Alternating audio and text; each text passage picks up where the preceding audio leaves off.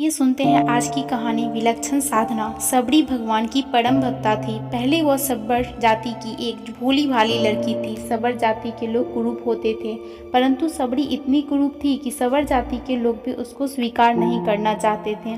माँ बाप को बड़ी चिंता होने लगी कि लड़की का विवाह कहाँ करें। ढूंढते ढूंढते आखिर उनको सबर जाति का एक लड़का मिल गया। माँ बाप ने रात में सबरी का विवाह करके उसको रात में ही विदा कर दिया। लड़के को कह दिया गया कि भैया तुम रात रात में ही अपनी स्त्री को ले जाओ। लड़का उसको लेकर रवाना हो गया। आगे आगे लड़का चल रहा था, पीछे पीछे सबरी चल रही थी। चलते चलते वे दंडक वन में आ पहुँचे। वहाँ सूर्योदय हो गया। लड़के के मन में आया कि देखूं तो सही मेरी स्त्री कैसी है। उसने पीछे मुड़कर सबरी को देखा तो उसकी कुरूपता देखकर वह डर के मारे वहाँ से भाग गया कि यह तो कोई डाकन है, मेरे को खा जाएगी। अब सबरी बेचारी दंडक वन में अकेली रह गई। वह पीहर से तो आ गई थी, लेकिन ससुराल का पता नहीं, अब वह कहाँ जाए। दंडक वन में रहने वाले ऋषि सबरी को अछूत मानकर उसका तिरस्कार करने लगे। वहाँ मतंग नाम के एक वृद्ध ऋषि रहते थे। उन्होंने सबरी को देखा तो उस पर दया आ गई। उन्होंने कृपा करके उसको अपनी आश्रम में शरण दे दी।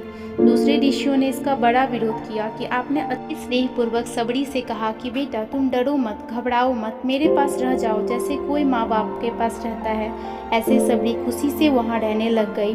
सबरी को सेवा करने में बड़ा आनंद आता था। सब ऋषि मुनि की सबरी का तिरस्कार किया करते थे, इसलिए वह छिपकर डरते डरते उनकी सेवा किया करती थी।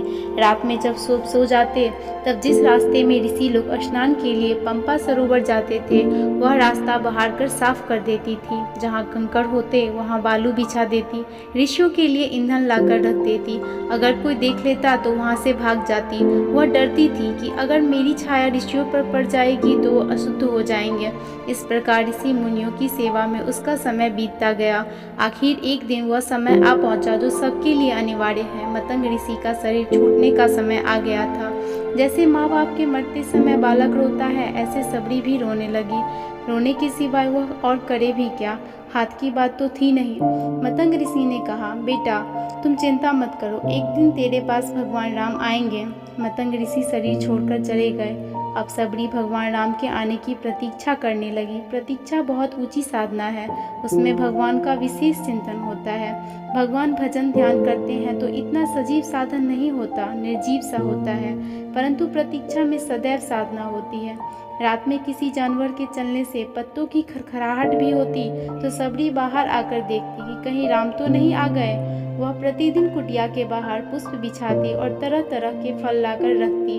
फलों को चखकर भी और बढ़िया बढ़िया फल राम जी के लिए रखती। के मन में बड़ा उत्साह था कि राम जी आएंगे तो उनको भोजन कराऊंगी। प्रतीक्षा करते करते एक दिन सबरी की साधना पूर्ण हो गई। मुनि के वचन सत्य हो गए। भगवान राम सबरी की कुटिया में पधारे। दूसरे बड़े बड़े ऋषि मुनि प्रार्थना करते हैं कि महाराज हमारी कुटिया में पधारो, पर भगवान कहते हैं नहीं, हम तो सबरी की कुटिया में जाएंगे। जैसे सबरी के हृदय में भगवान से मिलने की उत्कंठा लगी है, ऐसे ही भगवान के मन में भी सबरी से मिलने की उत्कंठा लगी है।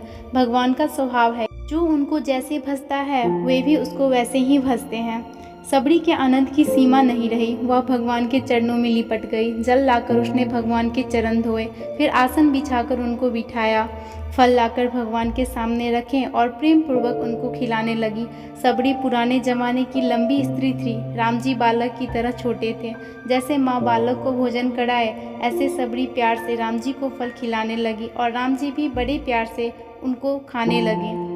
सबरी की कहानी आपको कैसी लगी कमेंट में ज़रूर बताएं और ऐसी ही और कहानियाँ पाने के लिए हमारे चैनल भक्ति संवाद को सब्सक्राइब करें।